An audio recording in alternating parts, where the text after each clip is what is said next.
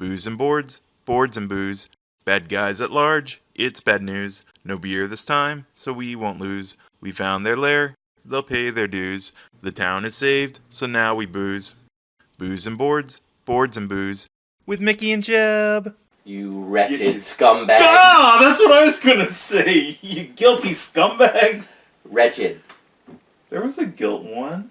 It was like wretched. But in the subtitle it says guilt-ridden scumbag. Well. But yeah, you beat wretched. me to it, so He's a scumbag. I'm the more of a scumbag, I guess. Yes. Alright. So why are we calling each other scumbags? Because I'm used to you berating me, that's why. Good point. But today's game is Vindication. Where you get to play as a scumbag. For real. Yeah. That's the whole point. That's why it's called Vindication, because everybody is a wretched scumbag, yep. And you're trying to vindicate yourself in the game. So, you will not want to leave it up for them to see the art. Definitely leave it up for the art, Jeb. Because I check my phone. Did I do it subtly? Did anybody see me like that? I don't know. It's gonna be edited. So Wow! where it's gonna be like down and then up, and you're. Shh, Jeb. Okay, so Vindication. So Orange Nebula. Orange Nebula. Jeb's reading upside down too. Yeah, 2 to 5 players, 15 to 30 minutes per player, and age 14 and up. Okay. So this is another Mickey Kickstarter. It did not surprise Jeb that I backed this because it has hexes. I like hexes. I don't know why. Hexes and art again. All about the art. My only beef with hexes is counting distance. Oh my gosh. Okay, evidently he can't count now either. No, only squares.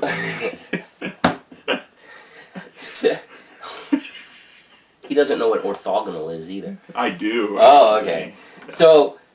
So that was a couple of the main reasons, and then this was a second Kickstarter. The game had already been done on there once with a lot of praise, so I felt a little more at peace of mind that I would like the game. You also got to understand that sometimes I'm an idiot when it comes to Kickstarter stuff because I will back a game without even reading how it plays.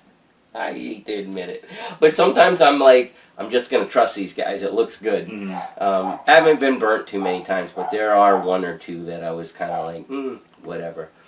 This, however, is not one of those because I did read and figured it'd be something up my aisle, but I'll save the whole review for the review part, or Jeb will cut me out of this.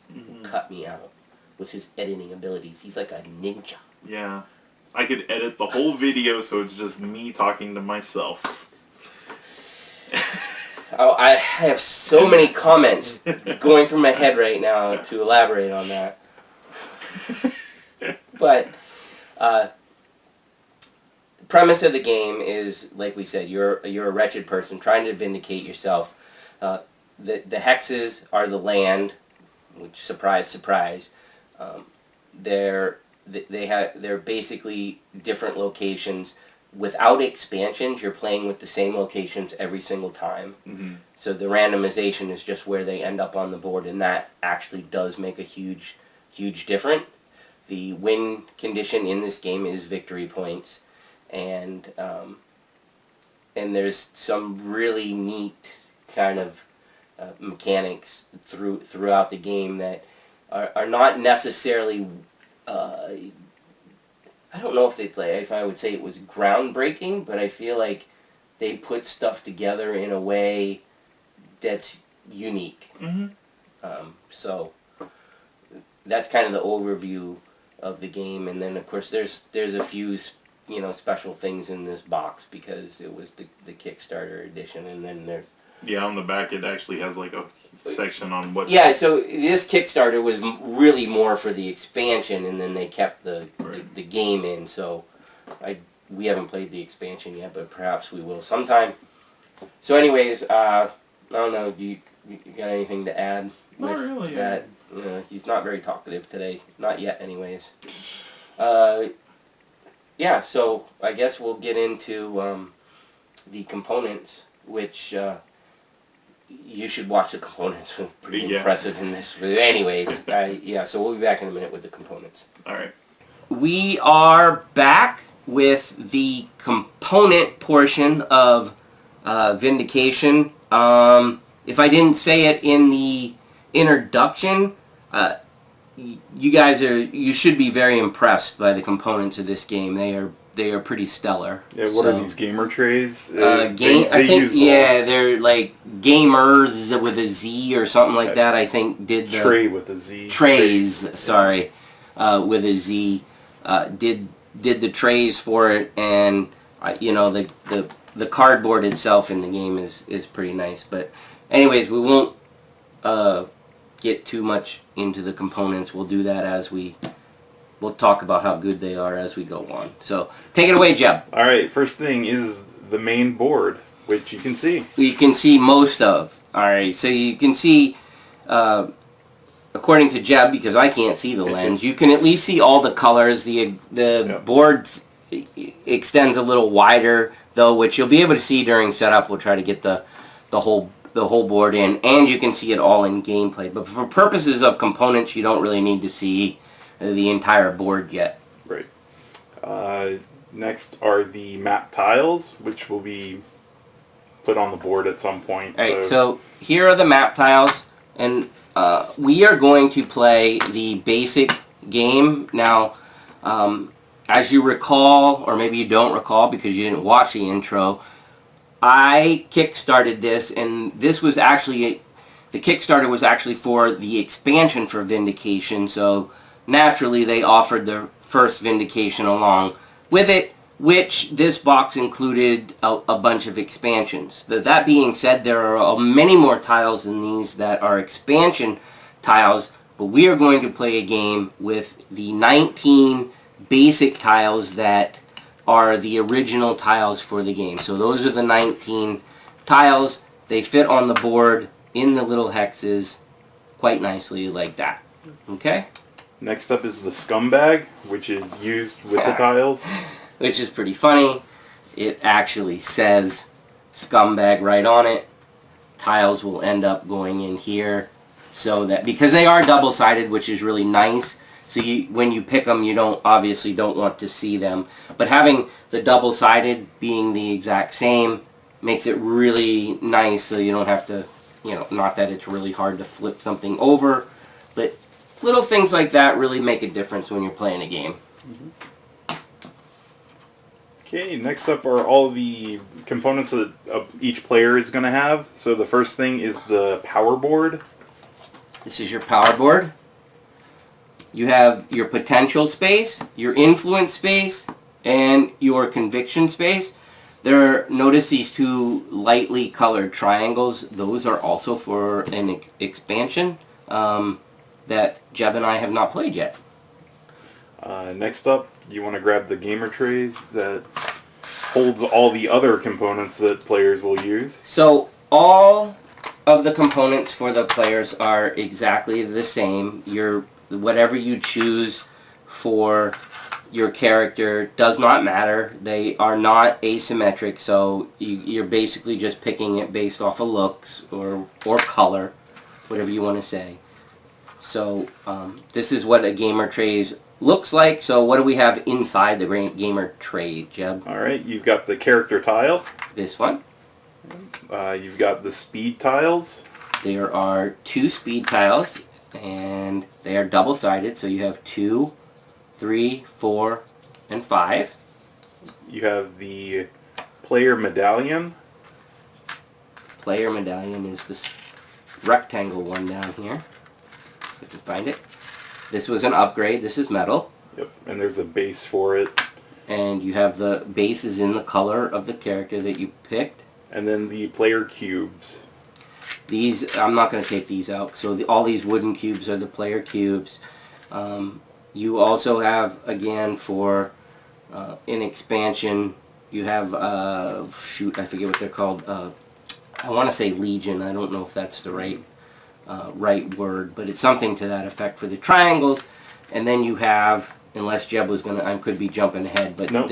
that token is for the honor track around the outside of the board, which you probably can't see, but there is a track outside edge of the board. Yep. So that's all the player components. Yep. The last thing for players is there is a player turn card, and it also has on the back references of all the tiles. This is really, they went above and beyond on a lot of things in this game, and just to point out, because you probably can't see it, so if I'm reading something on here, here are my what I can do on my turn, but down here these are called the bonus actions, and this is throughout a lot of the game, even in the rule book. So like in this first column, I read what it does, and if I don't understand it, it actually links a page in the rule book so that you can go get more clarification if you need to. And they do this in numerous spots throughout the rule book and on some of the components and stuff. So really nice touch. And again, what you do on your turn and all the tiles. All right, next up are all of the cards that you will use in the game. Okay. So let's start with the journey cards. One of the cards that you start the game with. It's really just sets like up it's a one-time thing. set up your character type of thing, kind of a brownish back, and they all kind of have the same type of thing, except for the most part what's going to happen is you're going to end up picking a different companion card. Oh, it also has the different numbers of where you start on the board. That's correct. That's one of the few differences. Right. Next up are secret quests. Okay. If you haven't guessed, the secret quest cards are kept secret from your opponent, and they're kind of like an end game bonus thing that you can end up going for on your turn. Trying to keep the glare off the cards for you if you're wondering why I'm holding my hands like this, but this is traditionally what they look at. They have, it's I don't know, I liken it to a little bit of like a Ticket to Ride type of thing with, you know, a secret type of secret bonus scoring. Bonus scoring or the whatever. The only thing is, this one they don't count against you. Right, they don't count against you, and there are two of them on each card. One's easier than the other, so you should be able to at least get one. Yeah. All right, next up are the different companions. There are 3 different color decks. Okay, so this is the yellow. I know it doesn't look yellow, but trust me, it's yellow because all the companions are primary colors. So this is your yellow deck. That's the symbol for it. And don't look at those brown ones because those are an expansion. And so that's what they look like. And it's much more yellow up on the top corner here where you can see what's it called? In this particular instance, that's how much inspiration you get from these cards. Okay, so we'll try to go into a little more detail in these cards later, and then I will put these expansion cards back on there. Yep, and there's also blue and red. Right. So same thing. Pretty much the same. Blue is your knowledge, and same deal. They look like this. Oh, look at that one's got 2 colors on it. Ooh. Find out what those do later. And here is the red. That's what the red companions look like. And again, that's what they look like on the back. All right. Next up are the relics. Okay, your relics are the purple. So now we're getting into the secondary colors on the color wheel. So we have the purple. To the relics. They are powerful elements that you can earn. Throughout the game, you are able to generate a lot of primary colors, but then you have to convert to the secondary colors. Next up are monsters. Monsters are your orange. And they are basically the only thing that you do fight in the game, so to speak. And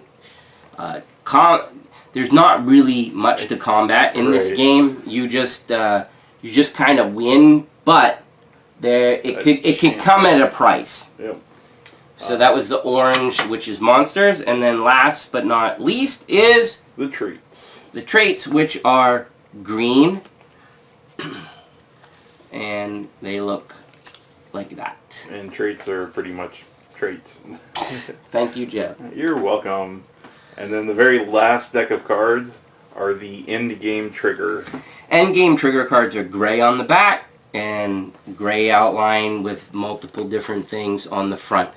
One of the super unique things about this game is every game you start with 2 of these, and then as the game progresses you can end up drawing more, and whenever anything that is in play happens on one of these cards, like if the requirement is met by any player, the game immediately ends.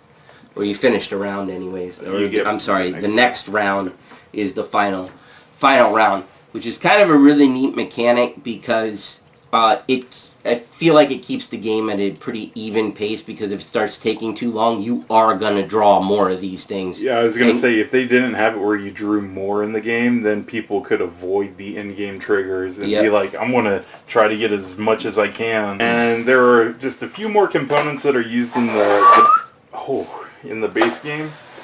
And they're all kept in this Gamer Trays tray. Again, super awesome.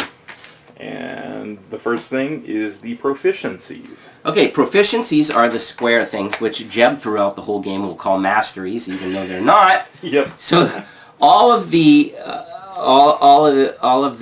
proficiencies are representative of the colors that we just went over. So there are the 3 primary and the 3 secondary proficiency tokens. The secondary colors are actually worth more bonus points at the end of the game than the primaries. For example, if let's see.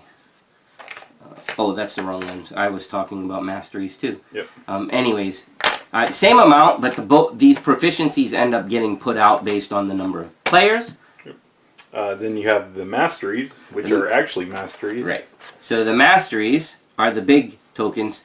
These don't get rewarded. As you can see, there's only 1 of each. They get rewarded at the end of the game.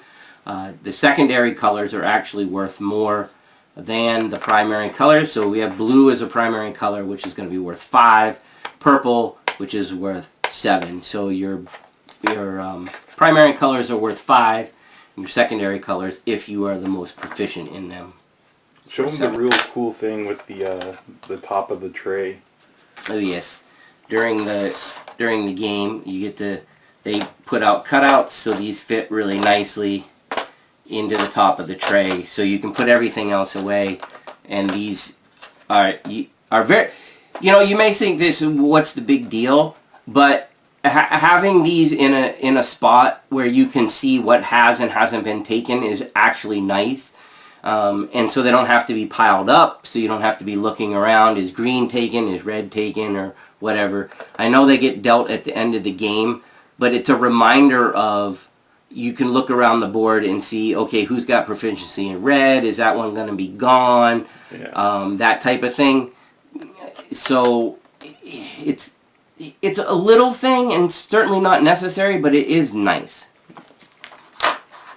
Alright, there are the trigger tokens, which are the metal coin looking things. Alright, so these metal coin trigger tokens, as Jeb said, get placed on the board. On the honor track. On the honor track.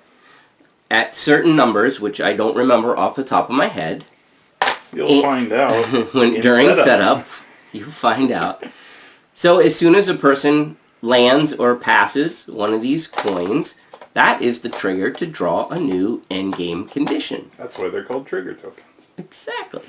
Alright, and I think the very last thing are the dice. And we have 2 dice here, and these actually come into play. A card may tell you to roll them, or B, they come into play when you're fighting the monsters. At least in the base game.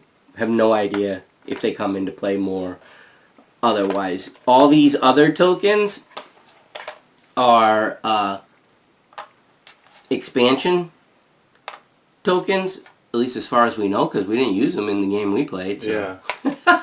Same thing with So those they black must, cubes. Right? So they, yeah, and if you can't see them, there are black wooden cubes in here too. So nothing that we came across in the base game utilized any of the other components in the box. All right, and I think that's everything for components. So we will go ahead and start to get everything ready for setup. Okay, so to start with the setup, we're going to go over what a player gets to set up, because this is a relatively large board.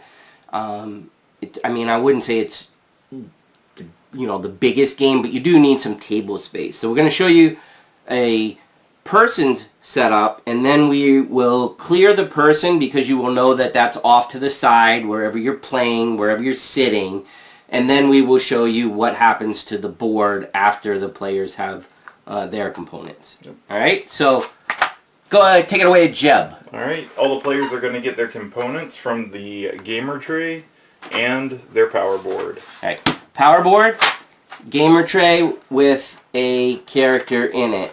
Yep, so the first thing you're going to do is place your character tile near the power board.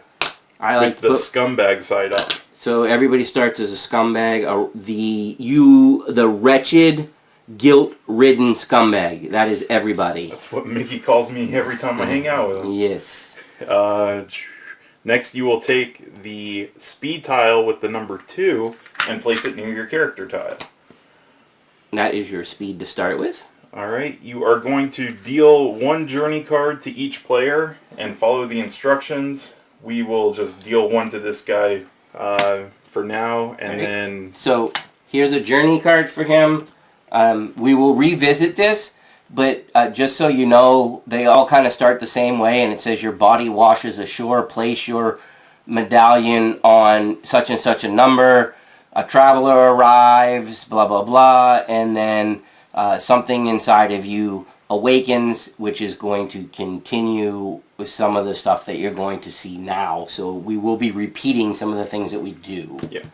Alright, so you are going to place 8 cubes in your potential on your power board. So they're talking about the wooden cubes, and there's 4, 5, 6, 7, 8. Then you are going to put 8 in your influence. There's 6, and then 8. And then 2 in your conviction. And then 2 in my conviction. Hey, so you notice that we have 3 wooden cubes left over. Where could they possibly go? They go on the main board, but we'll get back to that in a minute. Yeah. All right, you're going to draw the top down. You're going to draw the top face down companion card of the colors shown on your journey card. All right. So again, we're kind of going back to the journey card for a minute. Because it's a little bit of a back and forth thing. When you read the journey card, this will make total sense, but to see the player set up, it just makes it a little easier from our perspective. Yeah. To not have the board in the way. So this guy, if you can see here, his companion is a blue card. So I'm going to pull a blue card from the blue deck. We'll flip it over, and that is my companion to start with. And you'll just place him wherever near your power board. Yeah, I like to have mine on this side. I keep the other stuff on this side. Yeah. Or underneath. Kind of depends on your table space. Yep. And then after that, when you draw him, you're actually not able to get... Oh, that's correct. Good. That was a good draw, wasn't it? So we can show that. Yep. Okay, yeah, you have to check up in this corner for that symbol. If you have that symbol, you must continue to draw until you get somebody that doesn't have that there. Second card I drew does not have that symbol, so this card will just get shuffled back into the deck. Yep. And then you are going to place your journey card back in the box, but we are going to hold on to it because we're still doing stuff. Just for a minute, right. And then that's everything for player setup. So we can now move all this to the side and start setting up the main board. Alright, so we have now rearranged the table, so You can we see have the board. Yeah, so we've got the main board, and you are going to sort all the cards into their stacks by color, which we have off to the side. We'll put them on the board in a minute. Right, so getting back to where the player was setting up, Yes. the player had 3 extra cubes. What you are going to do is place 1 cube in each of the 3 basic attribute circles. Which are knowledge, inspiration, and strength. Red, yellow, blue. Red, yellow, blue. And then we're going to check the journey card to see what it said to do, and I believe it tells you where to place your character on the board. That's correct. So in my instance, the very first thing it says is, your body washes ashore. Place your medallion on this map triangle and your scoring disc on track space 15. So here's my medallion. Here's my scoring disc. On my card, it says triangle 1 is my starting position. Which is actually right here. So perfect. And then it says my scoring medallion starts on 15, which is right here. And then, as Jeb just said a minute ago, we were going over the character setup, this can be put away. Yep, because we've done everything on it. It is literally just a setup card. Yep. Alright, next you're going to shuffle all the card decks and place them on the board, flipping the top card. So, if you want to hand me some, I I'll will. shuffle. So there's Jeb with yellow. Alright, so I shuffle the yellow, I will put it there and flip 1 over. And then I'll pass him red.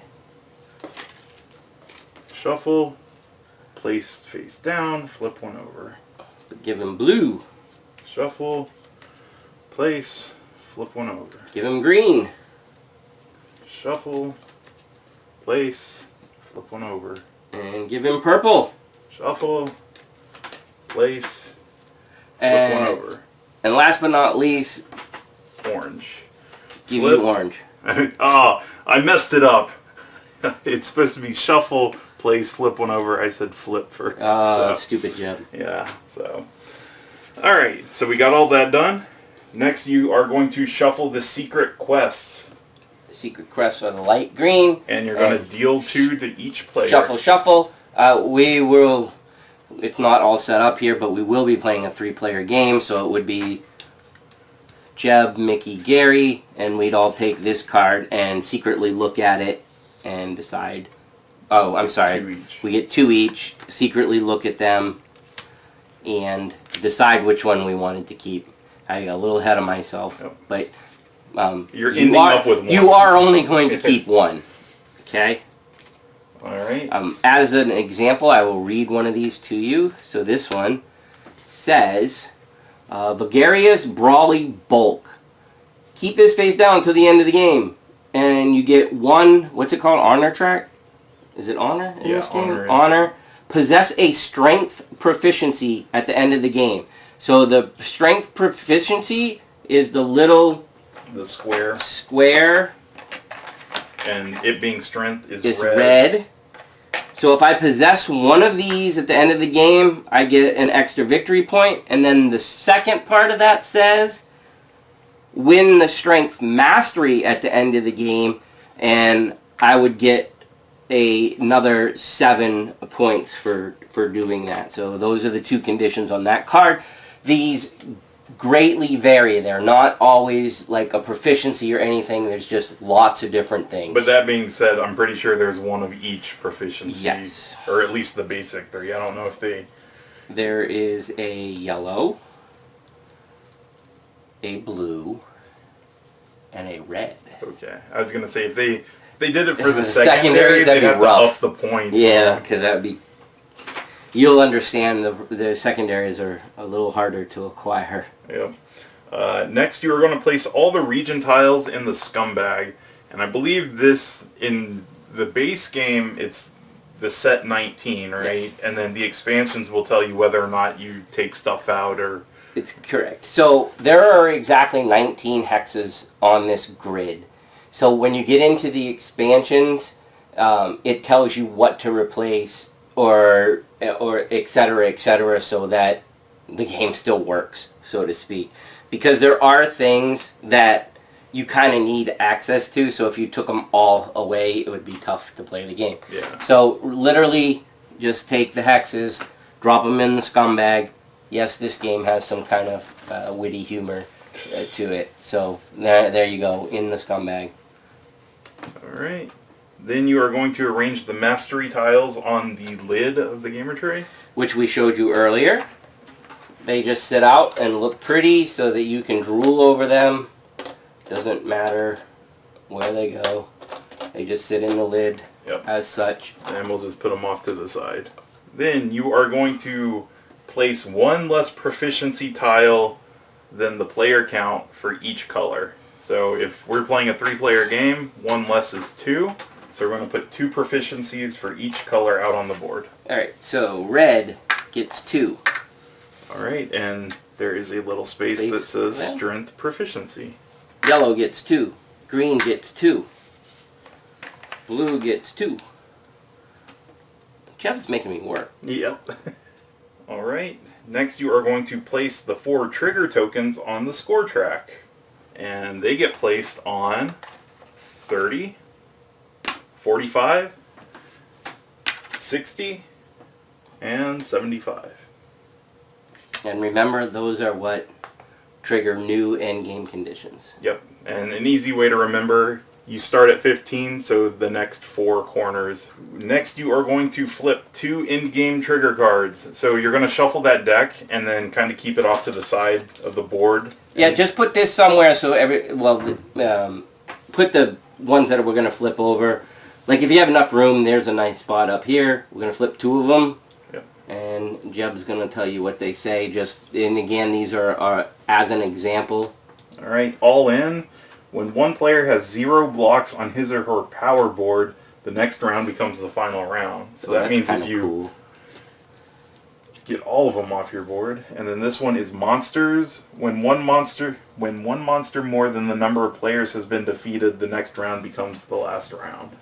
So that one, in a 3-player game, once the 4th one's defeated, then that triggered the game end. Monsters aren't necessarily that easy to get, though. Yeah. So. And then the next step is reveal all the regions that are adjacent to players. So right now there's only 1 player on the board, so we're only going to reveal for that. Okay, so this happens for every player that's on the board. So what that means is I'm adjacent to this and this hex because I'm standing here, and these are the only 2 that I have a long edge. I guess that's the best way to say it.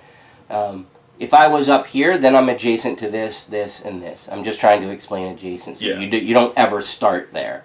Alright, so I drew the Academy, and I drew a Holy Shrine. Okay? So that's where those would get placed.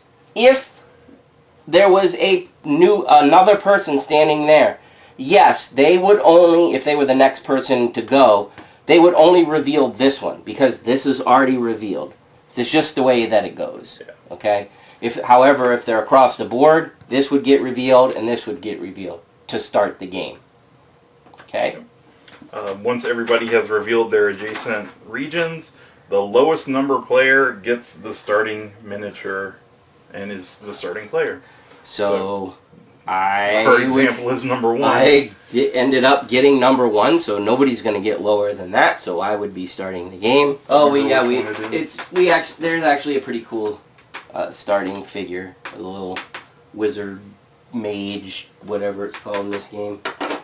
So we will be back in just a second, and we will show you the mechanics of this game, and you won't see much change because we're just going to jump right in with the way it's set up right now. Yep. Okay, and we're back. Yep. Alright. Alright, so a quick overview of the game is just, like, it starts with the first player, and you go around in taking a turn, and once the end-game condition is met, you get 1 extra round, and then the game is over. Okay, and just so that we can show you some of the, so you can see the board and some of the mechanics, and we're not going to fill up the entire board with tiles right now, I'm going to stick the player board here because the power board is important in terms of how things work. And as a reminder, I will put these here also so that we can describe them to you as we play. Obviously, that this is just for showing you how this works. This board will fill totally up as you play with these tiles. Alright, so let's go over a player's turn. On your turn, you can do 3 things: activate, move, and either visit a region or rest. Those are the main actions that you can do once, and then there are some bonus actions that you can do however many times they say you're allowed to. Yeah, however many times you say you're allowed to, right. And if I remember correctly, per the rule book, you must move, but you don't have to do the other things. Right. However, from playing the game a couple of times, Jeb and I were like, we don't know why you would never do everything. Right. There doesn't seem to be any reason why you wouldn't, especially since you are forced to move. The only thing I would think, like for this one, if you only had 1 cube on your board, and it's like, well, if I just move, it won't trigger the end game, so maybe I'll extend it. But that seems so But you have to far. move. I mean, yeah, you just move, but don't do anything Oh, else. don't do anything else. I see what you mean. Yeah. So it's like, but I feel like that's so rare of a thing. Like Right. at that point, you probably want the game to end. And the reason I point that out is because I did watch a different gameplay video, and the guy in that indicated that you must take everything. Mm-hmm. But reading the rule book, and this is the latest version, it did say that move was the only thing that was required. So per the rule book that I have, that's the way that it is. If somebody else knows something different, please comment and let us know, because we don't want to steer people wrong. But then again, like we said, we hadn't run across a situation when we played that we weren't using everything anyways. Right. All right, so let's go over the one-time actions that you're able to do on your turn. So we were already talking about move, so let's go over move. All right, so move is move a number of spaces up to your speed, and you must move at least 1 space. Notice that it said up to, so you don't have to take your full movement.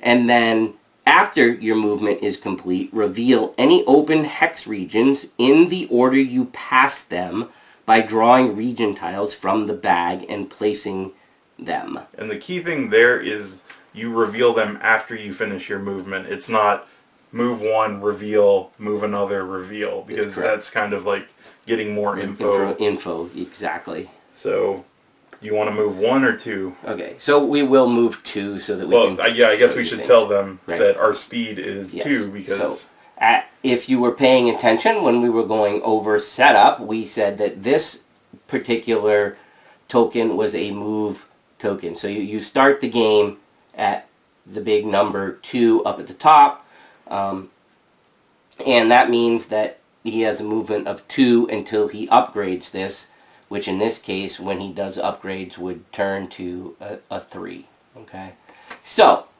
I will move 2. I will go 1, and then I'll go this way for 2. Now, if you noticed, once I hit here, I had a reveal of this, and then once I hit here, this spot, I was able to reveal this. So this one I revealed first, so I would draw and place, and then this one I revealed second, and I would draw and place. And so those are the two new tiles that go onto the board. And that is how movement is done. Revealing the tiles is not optional. If you move into a space and you are adjacent to a hex that doesn't have a tile revealed, you must reveal it. And just to reiterate, you do not have to move your full number of movement, but you must move at least 1 space. You can move through people, but you cannot land on them. And then there is a small rule that if you've ever become trapped and you're not able to move anywhere, you have to spend 1 power to add 2 to your movement. Right. And we didn't run across that yet. Right. So. And then I think there's even something that says if you can't do the power, and it goes et cetera, et cetera. Mm-hmm. But they have a way out if it happens. Right.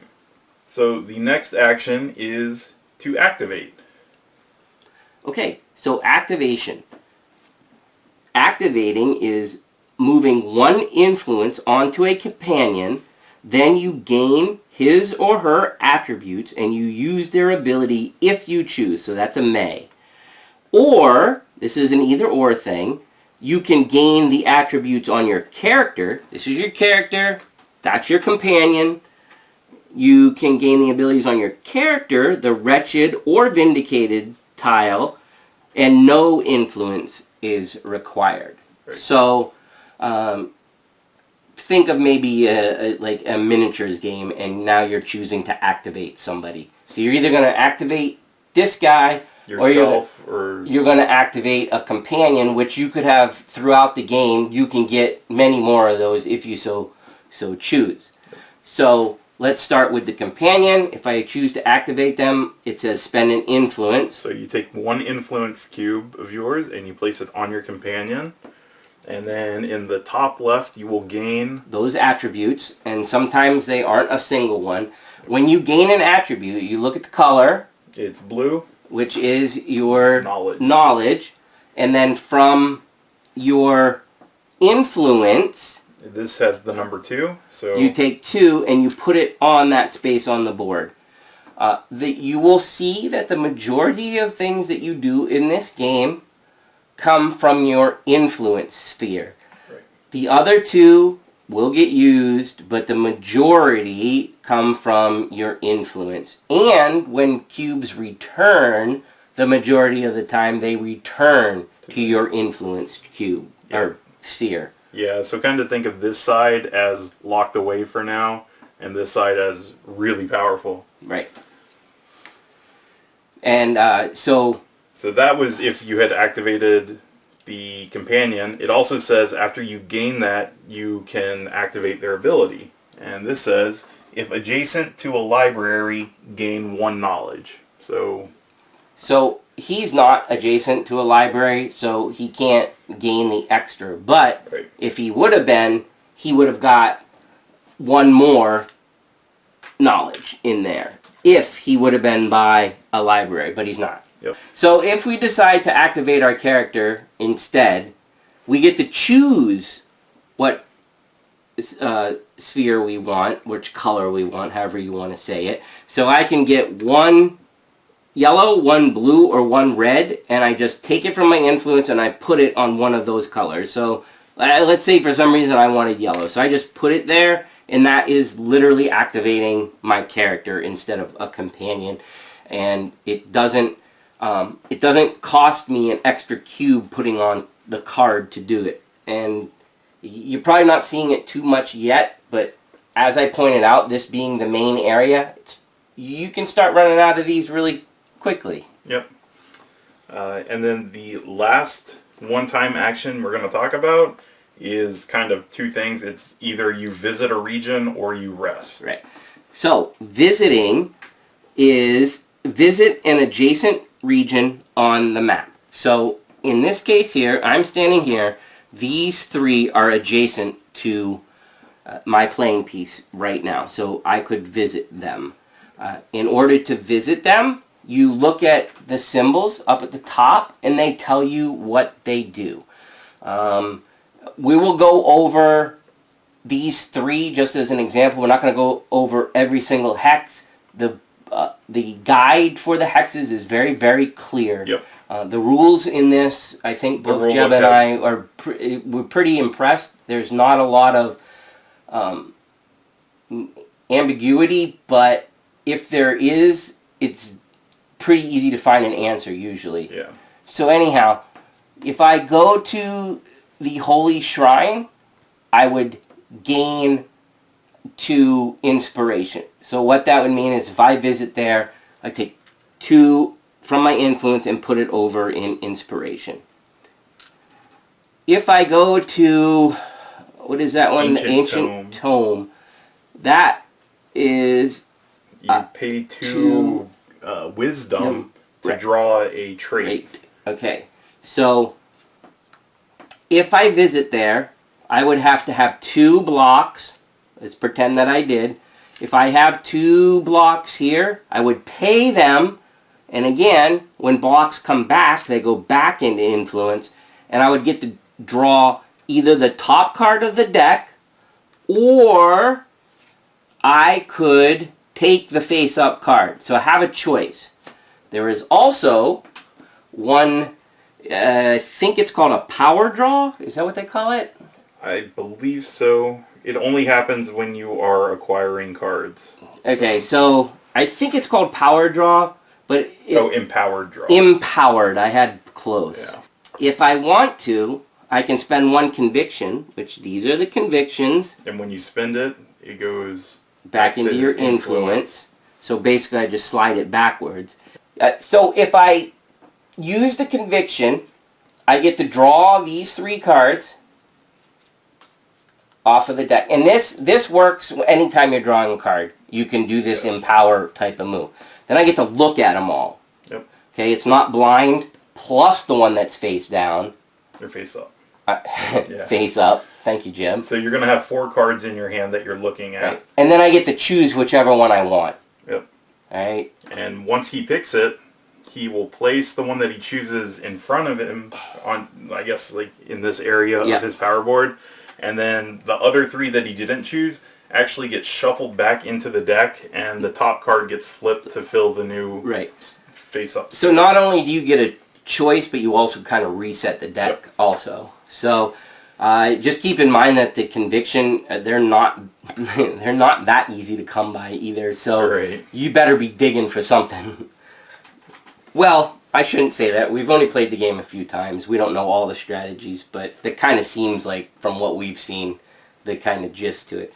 One quick thing is, when you acquire a card and it goes in front of you, you automatically gain the honor that was on that card. So say Mickey had got that trait. Right. Let's say I really like this one. This is the one that I got. Yep. I acquired a card. I look up in the top right corner and I see that has a 7. I would move this up 7 spaces on the honor track. Yep. And if for some reason I was annoyed at Mickey and I made him get rid of that trait card, anytime something's gotten rid of, it's out of the game. So this would leave his area out of the game, and what happens? And then I go backwards that amount on the honor track. Yep, so it was 7, so he'd lose 7. But there's an exception to that. The exception is if this card had a -2 honor and he puts it in front of him, he would go down 2 honor, and then if it went away, he would not gain those 2 honor back. So that's the exception to that rule. Yes. If you want to flip the trait. Okay, so we'll just put that back in front. We're not going to say I lost it. We're going to say I gained it. Because I'm winning the game right now. Why? By the way, what does that trait say, Jim? Just... When fighting monsters, your champion cannot be fatigued. So that makes the fatigue side of the fatigue is based on a dice roll, so that, I was just giving a preview. Sneak preview, Jim. Sneak preview, buddy. All I'm not going to tell them all your secrets. All right. And let's go over the last region that he's adjacent to if he wanted to visit. Okay, this is this region is pretty spectacular, honestly. All right, so he's not biased at all towards it. Both my games I've ended up with a blue companion, and actually that one that uses the library, so it's pretty spectacular.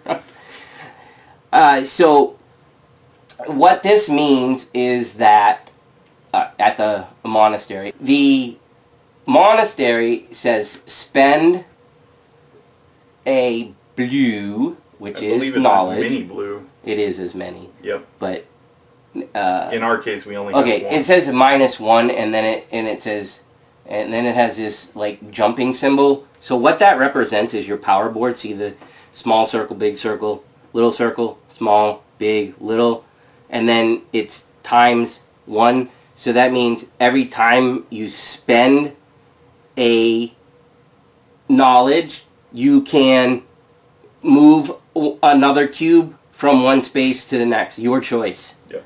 So I have one here right now. I can spend that, which means put it back to influence, and then I may move one to another cube, another sphere. So I would take a potential. Look, now I unlocked one of the potential ones, so now it has use again. Or if I didn't want to do that, I could take something from the influence and put it over to the conviction. Yep. Now, you might be, if you're a hardcore gamer, that might have just triggered in your head, what if this was empty, and I had one there, and then I spent it? As far as we know, yes, you can use the one that you spent to move. Yep, because you place them back. You back in after you spend it. We didn't see anything to the contrary. We didn't dig very hard.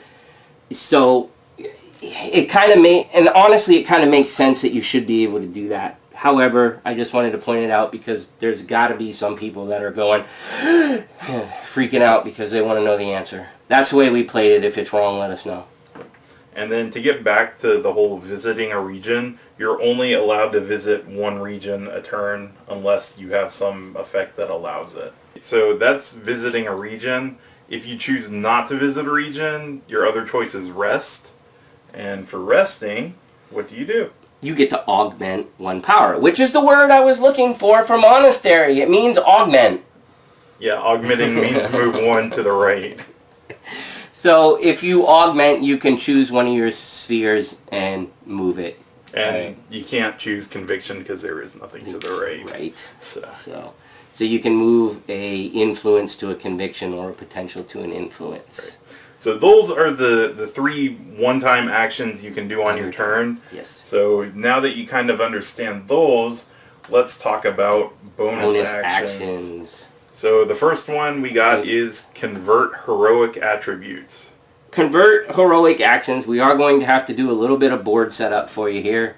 So we're going to put a couple, move these cubes around a little bit there.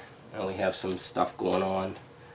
I know Mickey was talking about primary and secondary colors. I think they're called common and heroic attributes. So that's the technical term. Think of it however you want. Yeah, but I can't, just from school, I can't. I'm going to be total Jeb in this game. It's a color wheel. The primary colors, or what are they called? Common attributes. Or the common attributes are your primary colors. And so what it means to convert to a heroic is to make the color that comes from the two primary colors. So if I spend a blue and a yellow, and again, spending goes back to influence, I get to make one green. So I would get to put a green there. Yep. If you spent a red and a blue, pick up a blue, pick up a red, put them back, and then place one to purple. Guess what? If I use a red and a yellow and put them back, I get to make an orange. Yep. And the thing is, it's a bonus action, so you can do this as much as you want. And, well, not all bonus actions are unlimited, but this right, this one is. You can do this as much as you want. As many as you can. Yes. So. Okay, so what do we have after converting heroic action attributes? One other thing is you cannot reverse or convert down. That's correct. When you do the attribute changing. Right. So if you're thinking that, oh, wait a second, I would have much rather had my red and yellow, you cannot take an orange and put two cubes back on the red and yellow. You're stuck with your courage. Mm-hmm. All right, so next up is gain a proficiency. That's a bonus action. For this one, you can only do it once per turn, though. Right, and that's actually a good thing. Yeah. All right, so gaining a proficiency. I'm just going to use yellow because it's right in front of me. There's actually a reminder on top of the proficiency pieces. So these 3 cubes on the top mean spend 3 cubes. So I will spend these 3 inspiration, put them back to my influence, then I just gain the proficiency, and I just keep it with me. You can't, unless it's in an expansion or anything like that, you don't have to worry about them getting stolen or anything like that. Once you have them, they are yours, and they will contribute to some end game conditions to see if you get a mastery. Get it. The next bonus action is control a region. Okay.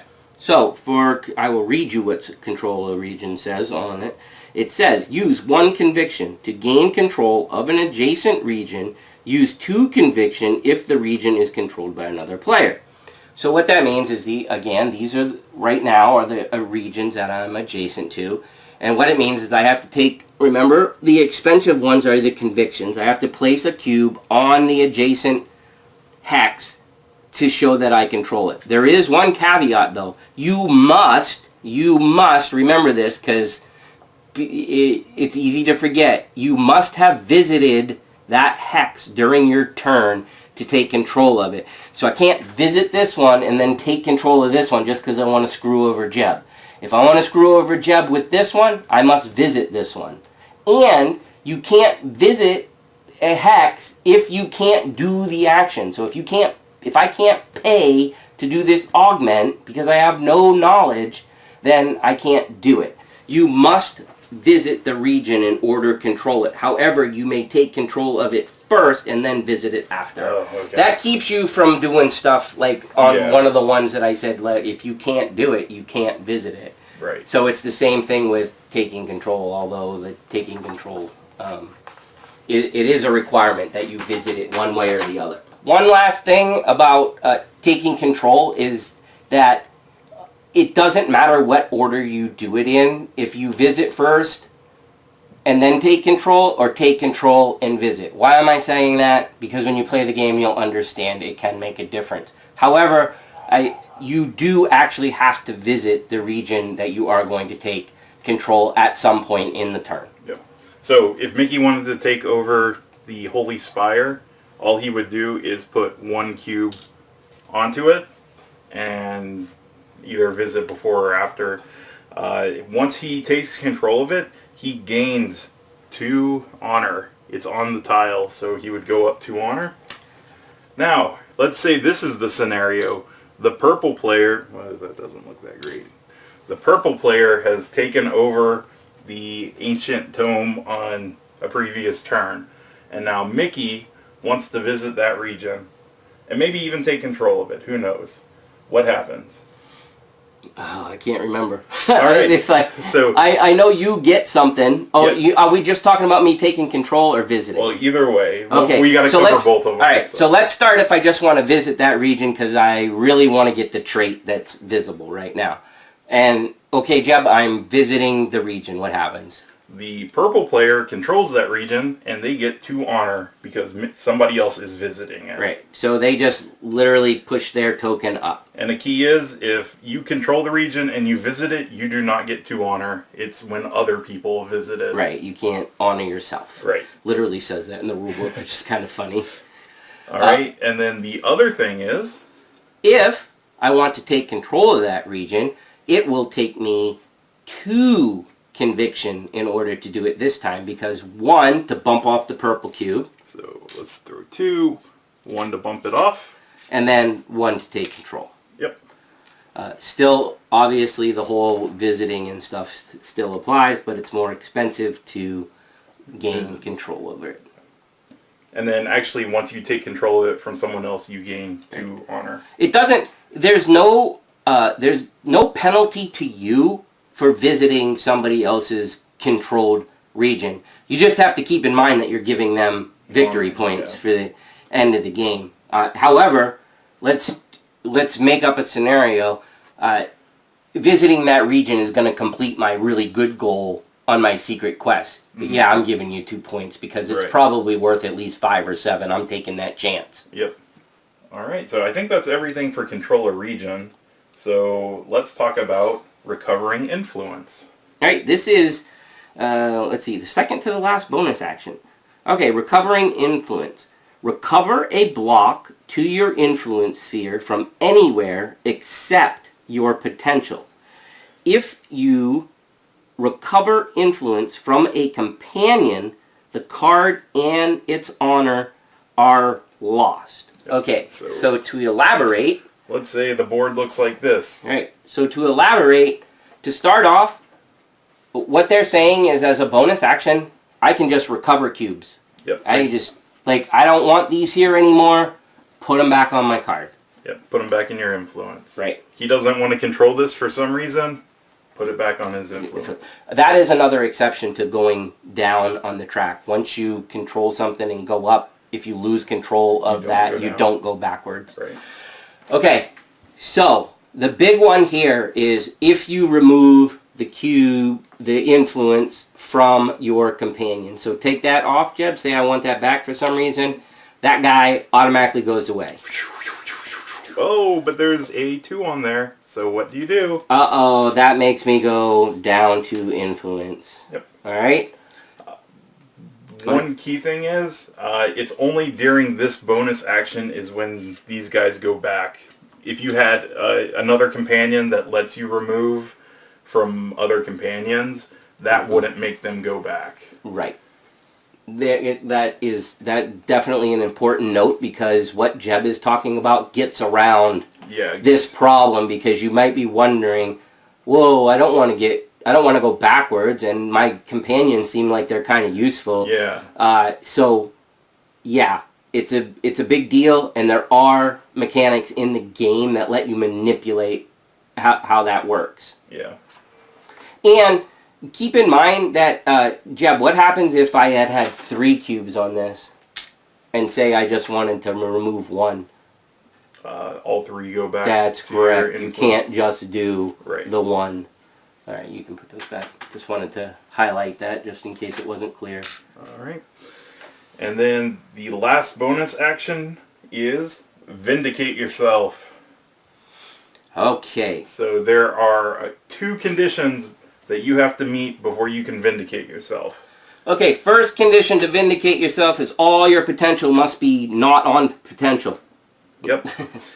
And the second one? Condition is you must be greater than 25? Yes. 25 on the victory track, honor track, whatever you'd like to call it, which I was up there when I was messing around with 25 or higher will let you meet that condition. Okay. So once you have those 2 conditions met, what do you do? Boom! Flip this guy over. And I am not a wretched person anymore. I am vindicated, and I'm a really cool archer again. Oh, funny how that was the yeah, imagine that, right? And then what else happens?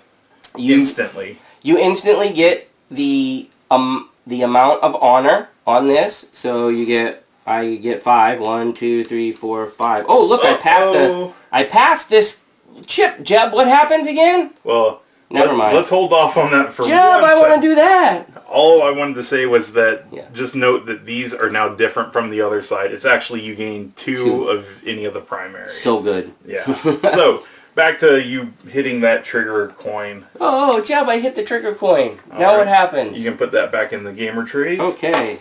And then, that's all that happens? Yeah. No.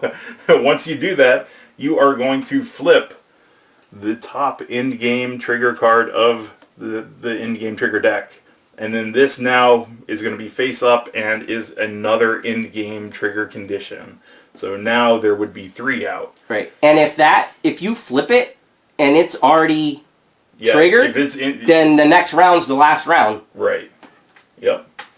And this one is balance. When one player has acquired a card of each of the 6 colors on the board, the next round is the final round. So if somebody already had those 6, like Mickey said, the next round is going to be the end. Okay. All right. So we've talked about all the one-time actions and all the bonus actions. So I think we just need to talk about some other mechanics that we haven't gotten to yet. Okay. So I'll just go down my list. Companions, I think we already talked about all that. Right. The key, I'll just reiterate real quick in case you missed it. When you gain a companion, there are the 3 primary colors, or in this case, strength, inspiration, and knowledge. The blue, red, and the yellow are the spaces that you will interact with to be able to gain the companion. And like for instance, this is the gain the companion card. Notice that it has the picture of it. Oh, I'm sorry, the trait. I don't know where the thing is. What were they called? The ends or something? Yeah, I wish. You want me to get one out? That's sure. Actually kind of important. Yeah. All right. So getting companions, that happens in the inn. Alright, so yes, I just dropped a new tile so you guys could see it. To get one, you have to interact with the inn. You have to spend 2 of whatever color companion you want. You would draw it, and just like we mentioned at the beginning of the game, the second that you draw it, you gain whatever the honor is up in the top right-hand corner, and then it is in your party, so to speak. So if you got another blue one, we just flip it. He gained -2. Because Jeb drew an expansion card. Yes, so we'll just put that back and pretend we didn't see that. So, so anyways, you kind of get the gist. That's what the inn's for, so that you can get any type of companion that you want. Yep. Next thing I have are traits. The thing to know about them are some of them are passive, which is once per turn you can use the effect, or some actually are triggered by a certain trigger. So this one just says when fighting monsters, your champion cannot be fatigued. So that's a trigger one. That's whenever you fight a monster, you won't become fatigued. So that's pretty much what the traits are.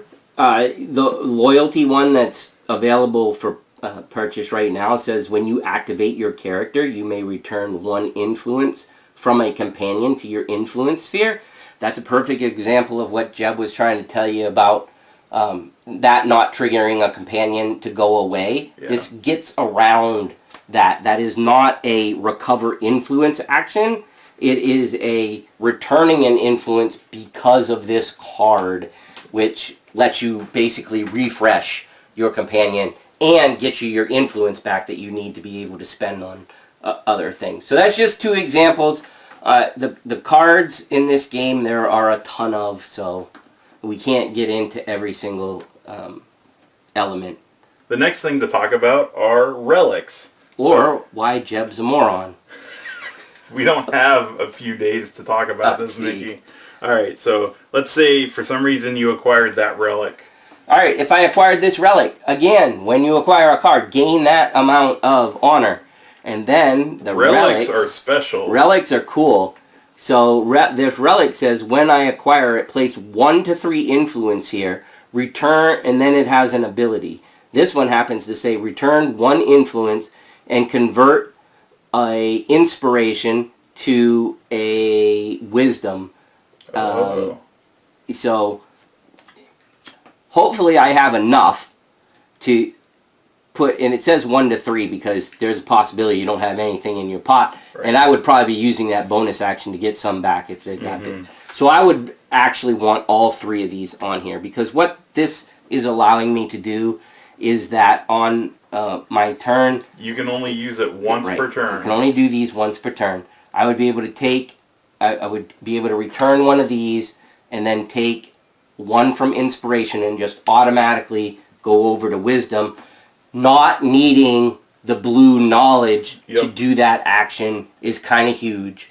Because putting this back, I'm not really losing any influence from doing that. And then moving this over, I have a much more powerful, theoretically, more powerful color to play with. Alright, so let's do monsters next. Alright, I'm going to move this off the board because you guys don't need to see that anymore. Relics are pretty cool though. There is a location that we are going to dig out and show you. Forgot the name of it. Is it like the something monster den? The gaping maw, not even close. Nope. Look, there's the maw. Alright, so at the gaping maw, if you if I'm adjacent to it. Yep, and you decide to visit it, what you are going to do is pay the cost, which is 2 courage. You have to pay 2 from here. Oh, look, I have 2 on there. That's convenient. So what happens when I pay? Back to influence. Yep. Wow, look at all that. I just got everything off of potential. I'm really good at this. And you've only moved... Yeah, like twice. Alright, after you do that, you are going to pick a champion. And the champion is defined as your lowest initiative companion. Okay, so all the companions, have a number, but right below their name, there's a type or whatever you want to say, a race, I don't know what they're called, and then a number right by it. In this case, it's 29. They all have different numbers. I only have that particular one, so that is going to be my champion at this point. However, if I had another one, flip one over, Jeb, that's not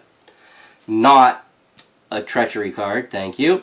That is the Squire, who's a 38. Alright, so the Squire is 38, so he's a little wimp. So guess what? It's making me use my more powerful guy right away. So this is going to be my champion for this turn. Alright. Now that we've determined the champion, what do we do? You are going to draw a monster. So you can either draw it from the deck or pick the face-up one. Alright, so let's see. What does this monster tell me? Okay, so the monster card that we have out, again, would you gain a card, which you will gain this card. You win the battle no matter what. You get 5 honor. This over here is reminding you that you need to roll both the die. The black die and the white die. We will get to that. And get it in just a second.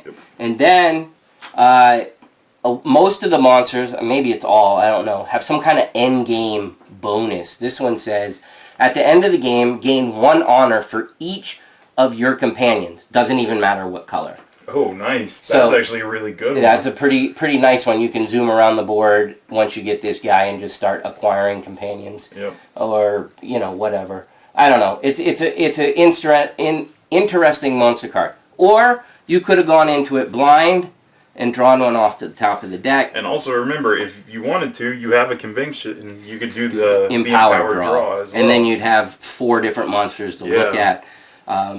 Just something to keep in mind. Especially at endgame, if you had a choice on what your endgame bonus could be. However, we're getting to more strategy again. So let's say you pick that one. Let's just say we pick the face down monster. All right. So remember, you automatically get it. So he's mine. Well, you took what I was gonna say. I'm sorry, Jeb. Say it and just cut me out, buddy.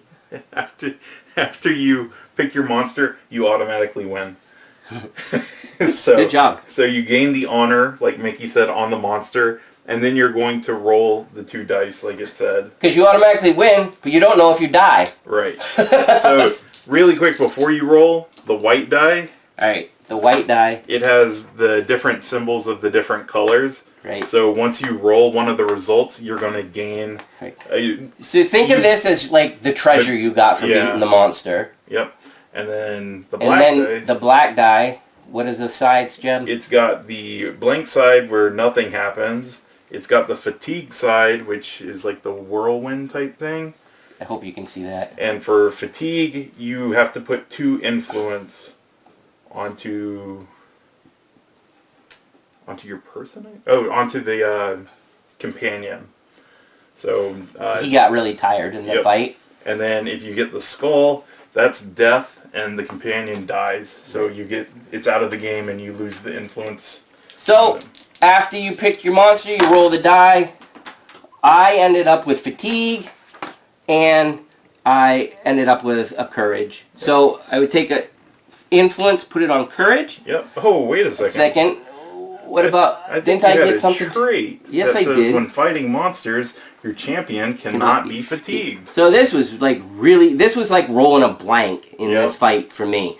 But if I didn't have this trait, the fatigue would have meant I have to do that. Yep, you would just put 2 on him. Right. And then that's one of the things. It's like, hey, well, he's taking up all my fatigue. Maybe I want to take 1 back, kill him, and get all my fatigue. Yep. But and again, strategy. If I had rolled the death, my card doesn't get around death. Champion dies.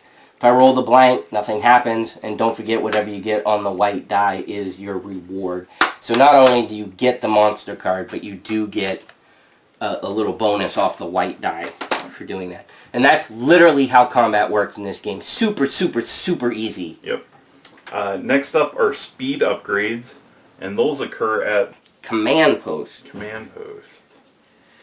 Alright, upgrading speed. I'll let Jeb put that one down, even though none of these have come out yet. Yep. So the Command Post, if you're next to it and you decide to visit it, you will spend 3 strength, the red, and what happens is you get to upgrade your speed token. So in this case, I just flip it over into the 3. If I was already at 3, I would grab the tile out of my box that said 4 and put that one down.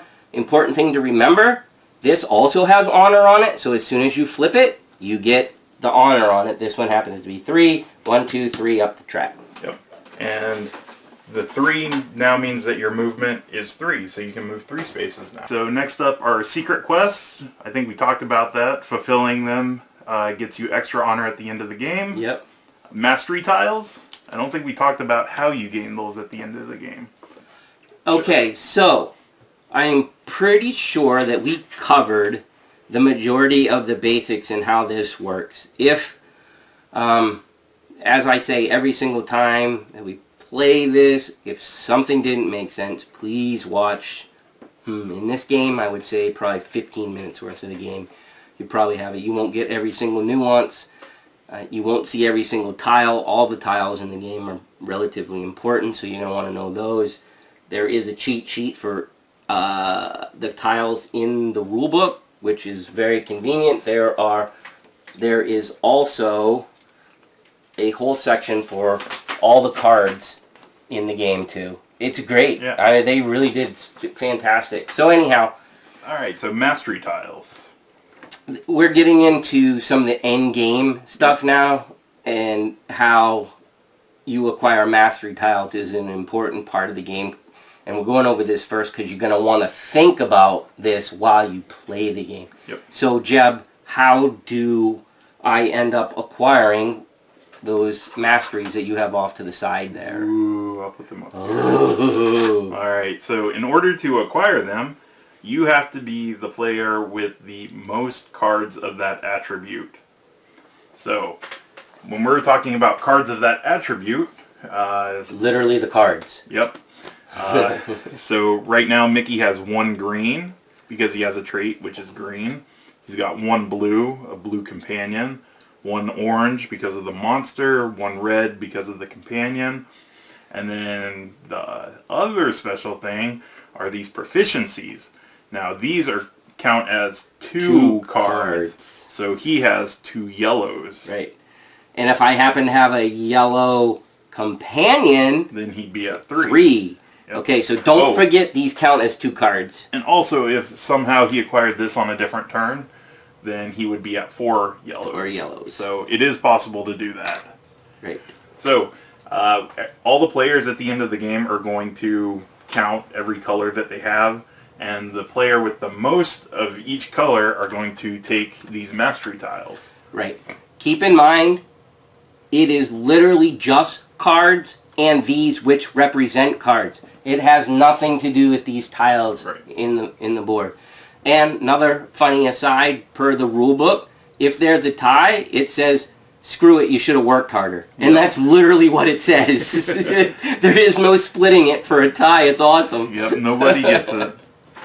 Alright, so I think we've talked about everything that happens during the game. So let's talk about game end. So we've already mentioned it before that the game end triggers are the things that trigger the end of the game. So once one of the conditions are met on the cards that are face up, it'll say, it even says it on the text, that the next round becomes the final round. Right, so that means if you're in the middle of the round, say you got 5 players and only the second person is gone, finish the round, and then play one more round. Yep. And then after the game completely ends, what players are going to do are go through these different things that will gain them more honor at the end of the game.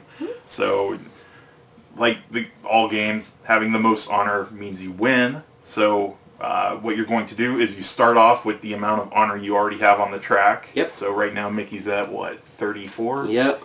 Alright, so he is going to count, he's going to gain honor for all the masteries that he had. So say Mickey was the yellow master and the green master. Okay, so my green mastery that Jeb just handed me, because I'm awesome, I got 7. 1, 2, 3, 4, 5, 6, 7. And then I got the yellow one too because I'm cool. I got 5 more. 1, 2, 3, 4, 5. Yep. After that are your in-game bonuses. So that would be things on like monsters that say at the end of the game gain 1 honor for each of your companions. So Mickey has 2 companions. Alright, and I think that's the only in-game effect that you have right now. Yep. So after that is your secret quest. I don't remember if I kept it. I might have put it back. Did we even... I don't even think I kept one. Yeah, but, I think you just showed him the red one. And the red one's still on top. So, possess a strength proficiency at the end of the game and win strength mastery. I didn't get any. Yep. I sucked. Proficiencies are there, and strength went to Jeb. You know what happened, Jeb? I forgot to look at my card throughout the game, and then it was too late. Yeah. And that can happen. It can. Just don't let that be you. Right. Alright, so once all the secret quests are scored, then you gain 2 honor for each region you control. Alright. So right now, I only have a cube on this one right here, so I would only get 2 more.